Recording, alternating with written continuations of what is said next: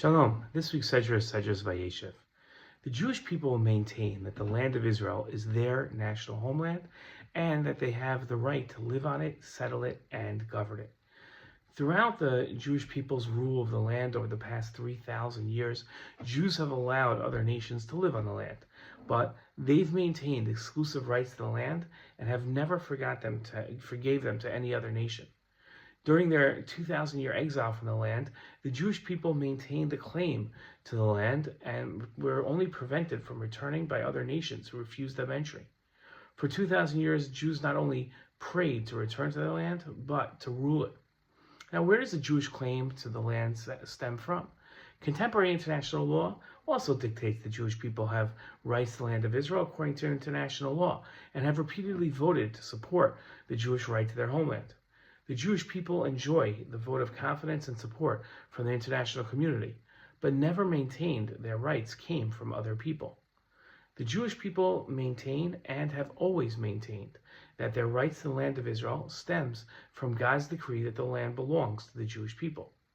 In this week's Torah portion, God's decree of the land of Israel to the Jewish people is the backdrop to the story of Yaakov and Yosef's dreams. Our Torah portion begins, Yaakov was settled in the land where his father had sojourned, the land of Canaan.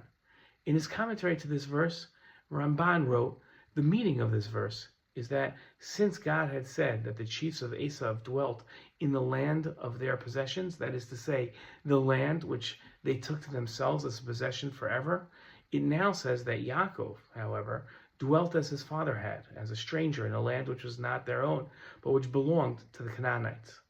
The purpose of making the point about the land of Canaan is to relate that they elected to dwell in the chosen land, and that God's words to Abraham, that your descendants shall be a stranger in a land that is not theirs, were fulfilled in them, but not in Esav, for Yaakov alone shall be called their progeny.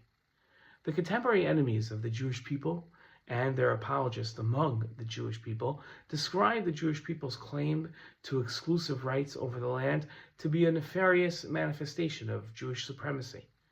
In an article in Anapod titled Unfastening Israel's Future from the Occupation, Israeli Plans for Partial Annexation of West Bank Territory, Meirav Amir wrote about the Jewish desire to govern the entirety of Israel.